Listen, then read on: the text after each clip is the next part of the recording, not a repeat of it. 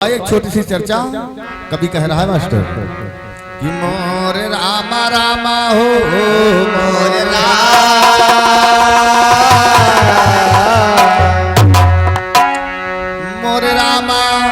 मोर रामा हमारी तेरी सुनो हो करा तार पुकारी तुमका कौन भी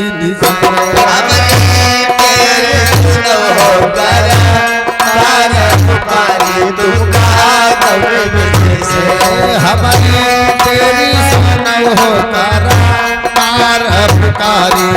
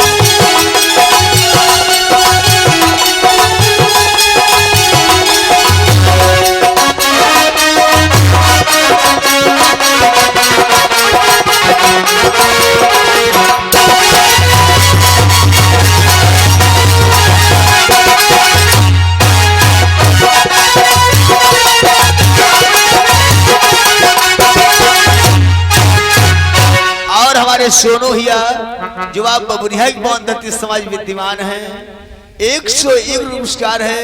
भगवान शंकर लगा दे बेड़ा पार्वती साचे दरबार की जय हो। बोले बली बांध बाबा की जय हो।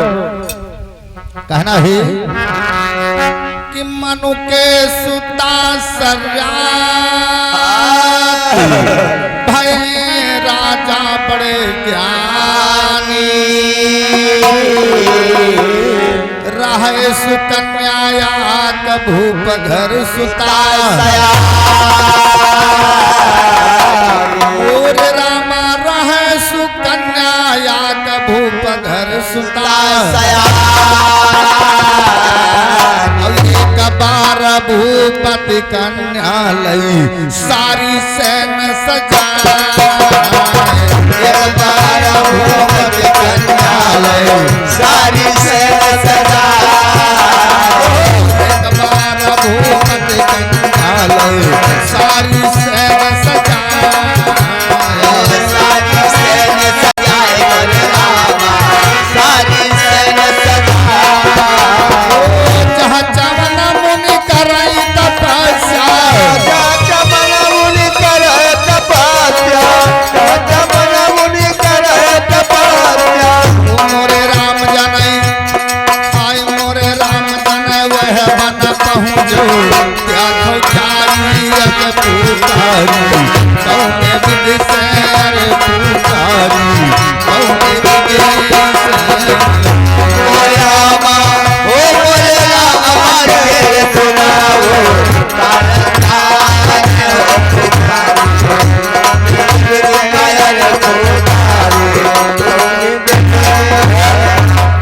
और हमारे मनीराम भैया जी जो आप नारायणपुरा की पवन धरती समाज विद्यमान है 101 नमस्कार है बोले साचे दरबार की। और हमारे नन्हेलाल भैया जी आप भी नारायणपुरा की पवन धरती समाज विद्यमान है 101 नमस्कार है। भगवान शंकर लगा दे बेड़ा पार बोले साचे दरबार की कथा बड़ा मार्मिक है कि मनु के सुता सर्यात भय राजा बड़े ज्ञानी और रहे सुकन्या भूप कर सुता एक दिन अपनी कन्या को लेकर के सारी सेना को सजा के चवन मुनि बाबा जहाँ तपस्या कर रहे थे उसी वन को पहुंच गए। लेकिन देखिए वहां होता क्या है, क्या होता है कह रहा है घूमे सखी और सुकन्या राजकुमारी भात भात के फूल फूल रहे क्यारी क्या कलिन कलिन पर भंवरा डोलई चलै सुगंध बया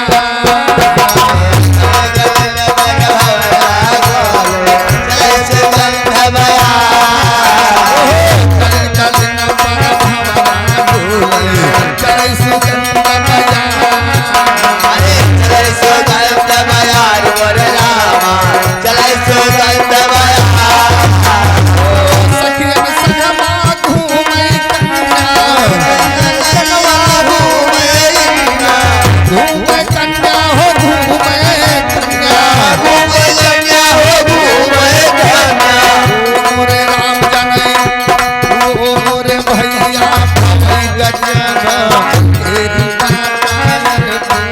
पुकारी तुमका कैसे पुकारी तुमका कैसे ओ रामा ओ राम जन मेरे सगारा कायदार हो पुकारे कौका गौरी से पुकारे कौका गौरी से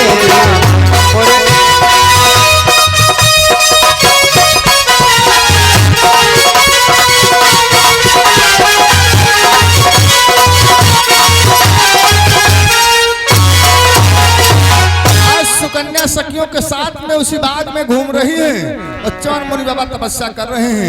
लेकिन देखिए चौन तो देखिए आज मन की कन्या घूम रही सखियों के साथ में चौन मुनि बाबा तपस्या कर रहे हैं। देखिए चौन मुनि बाबा ने तपस्या किया तो उनके शरीर पर दीमक लग गई, दीवार लग गई। क्यों नेत्र ही दिखा रहे थे तो कन्या देखती तो करती क्या है, क्या करती है? चवन मुनि तप करे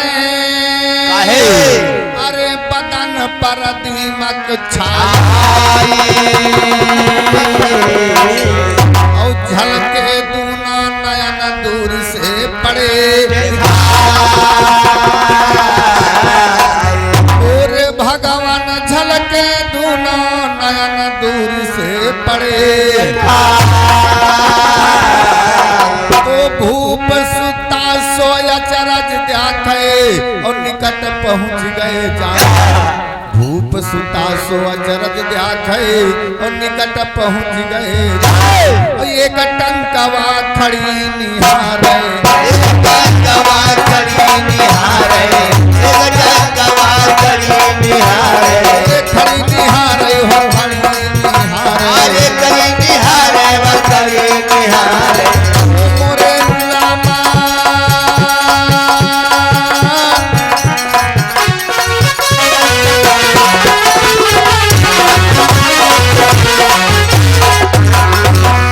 अरे कयो बुद्धि ज्ञान है राय पुकारी तुमका कयो बुद्धि ज्ञान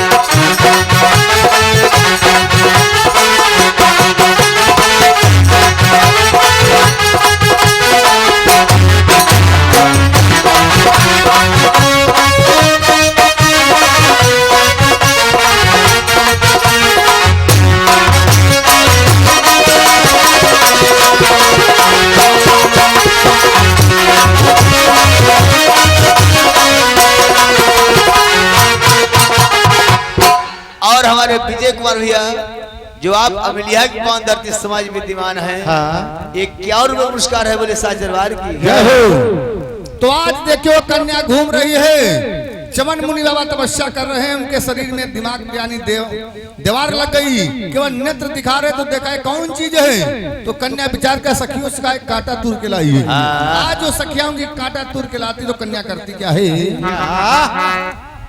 कांटा तूरी मंगाए अरे सुताना के हो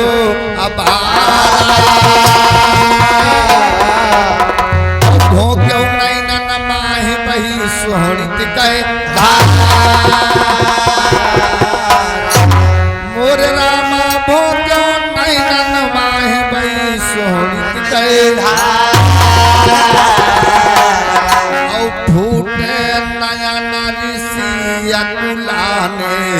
उपज बिताया उपज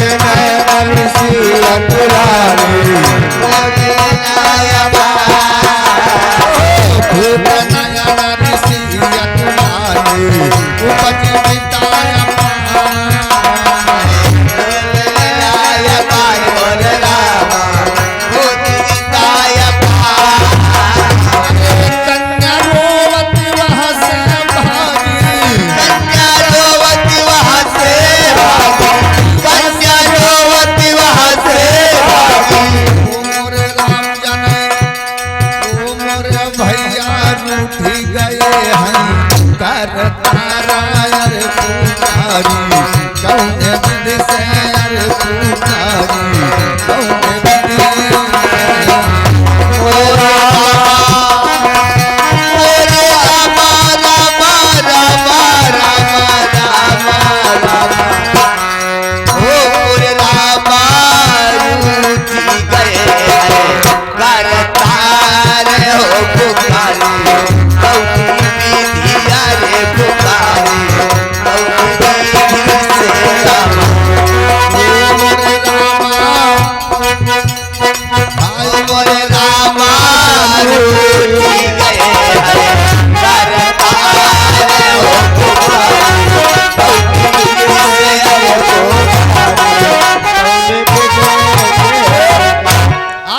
कन्या नहीं जान पाई कांटा मंगाती है और वो संत बाबा के नेत्रों में च्यवन मुनि की भोग दिया तो खून की धारा बहने लगी और इसे चिल्लाने लगे तो कन्या काम से कोई अपराध हो गया है।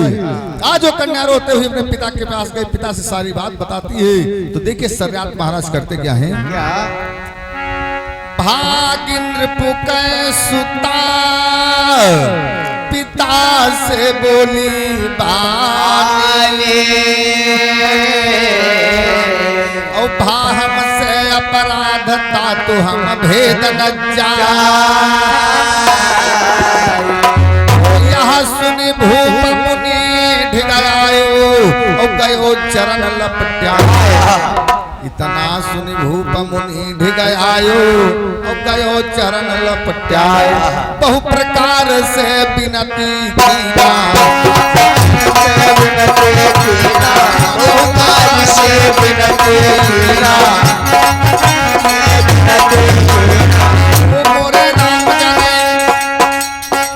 मोरे नाम जाने गयो चरण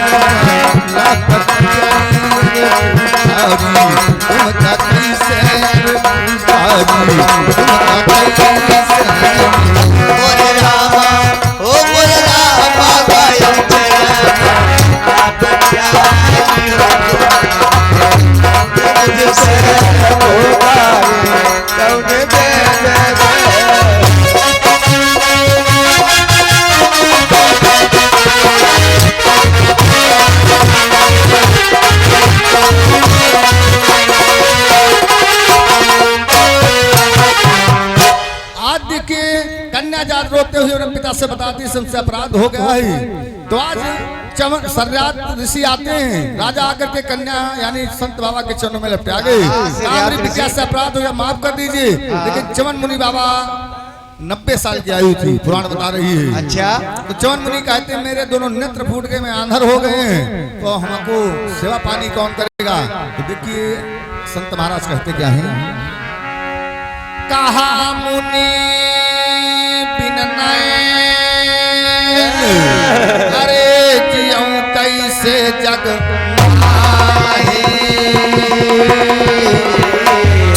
या सुनि भूपति सुता मुनि को दीना प्यार। आज सर्यात राजा अपनी कन्या का विवाह 90 साल के बाबा के साथ में कर दिया कि उसके द्वारा उसके दोनों नेत्र फूटे। आंधर पति है, 16 साल की सुकन्या है। तो कभी कह रहा है और कन्या सौंपी मुनि का राजा आए अपने कन्या सौंपी मुनि का राजा आए अपने कन्या सौंपी मुनि का राजा आए अपने मुनि का राजा आए अपने सुकन्या पति कई सेवा, सुकन्या पति कई सेवा, सुकन्या पति कई सेवा। मोरे भैया अरे बीत गए कछु काल पुकारी तुमका कौन विधि राम। अरे बीत गए कछु काल पुकारी तुमका विधि राम।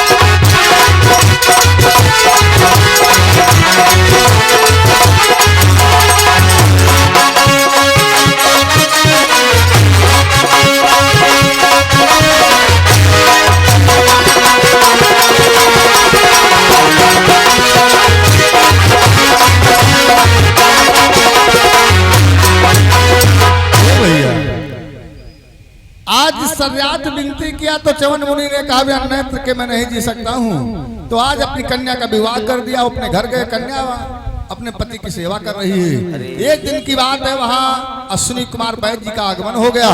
तो कभी कह रहा है, क्या कह रहा है?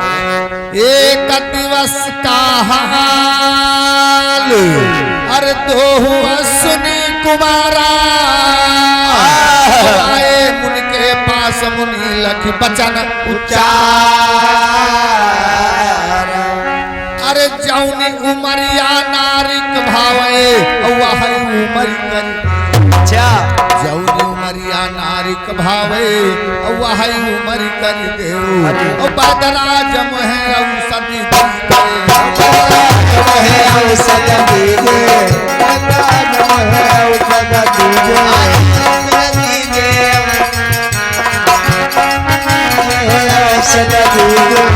मोरे राम जाने अरे मोरा दूत हरि ले उपकारी तुमका।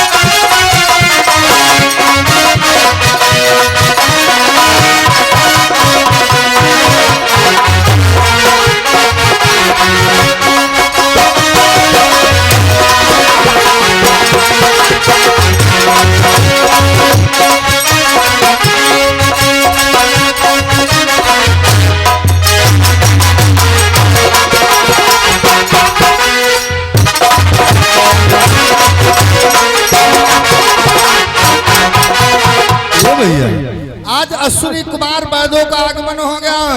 चौन मुनि बाबा ने कहा जौन उमरिया इस नारी को भाव वही आयु मेरी बना दो। तो अश्विनी कुमार बाबा का आदेश पा करके चवन मुनि का तो आज बूटी ढूंढ के लाते। तो कभी कहता है, क्या कहता है? सुनी अश्विनी कुमार अरे मुनि कई कातर बानी लाए बूटी ढूंढ पियत घन मिली जवान और जरा अवस्था मिली ऋषिया भय 18 साल मिली ऋषिया भय 18 साल मोरे दादा भय 18 साल भय 18 साल मर रामा भय 18 अरे करई बिहार ऋषि दिया सगे करई बिहार ऋषि दिया सगे ओ मोरे राम जाने ओ मोरे भैया बीती गए हैं तुम कैसे अरे पुकारी बाबा की गई है कछुकाल रे पुकारी रे पुकारी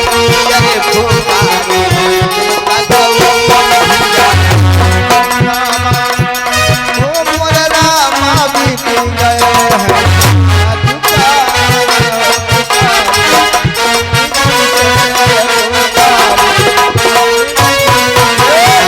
तो आज देखिए चवन मुनि बाबा अश्विनी कुमार के द्वारा बूटी खा के 18 साल के हो गए और 18 साल की बिटाउन ने 18 साल बाबा भोग विहार कर रहे हैं, तब वो एक सुकन्या के पिता सरराज जी आ गए उनके घर को। तो कहा 18 साल का लड़का कौन है? तो आज कहती है ये तुम्हारे जवाई हैं, तुम्हारे दामाद हैं। कहा हम तो बूढ़े बाबा साहब बिहार को 90 साल की लौंडा को है। अरे तो देखिए चवन मुनि बाबा कहते कभी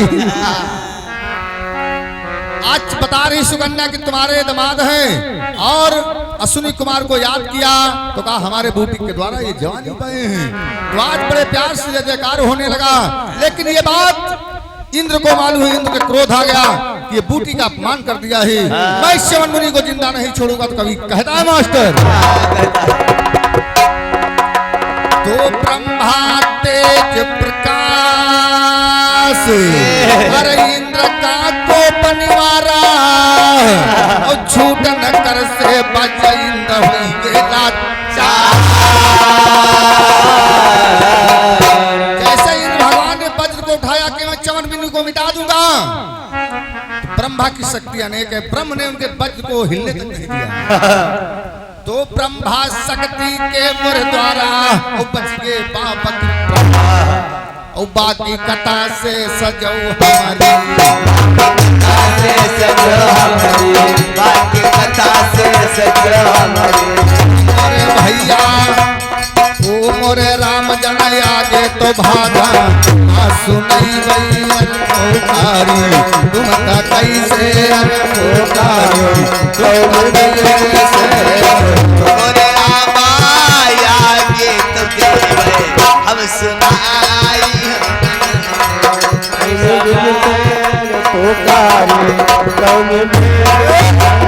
तो इस प्रकार से च्यवन मुनि बाबा 18 साल की आयु पा के सुकन्या के साथ में भोग विहार करते हैं। ये गंगाराम भैया तिवारी गंज के निवासी 100 रुपए का दान है, बोले डमरुआ वाली की जय हो। तो इसी प्रकार से च्यवन मुनि बाबा की आयु 18 साल अश्विनी के द्वारा हो गई। जब इंद्र ने वज्र उठाया तो ब्रह्मा को सुमरन किया, ब्रह्मा की शक्ति के द्वारा इंद्र कुछ नहीं कर पाई। च्यवन मुनि और सुकन्या बड़े प्यार से अपने आश्रम में रहने लगे। तो अंतिम लाइन में कहना है कि मिली कथा जो अरे ग्रंथ यस रहे बताई, आगे तेरी चर्चा और भाग महादेव। तो राजा राम गुरु जी रहते और देवियापुर स्थान, राजा राम गुरु जी रहते और देवियापुर हम रहित बैसठ हम भैया,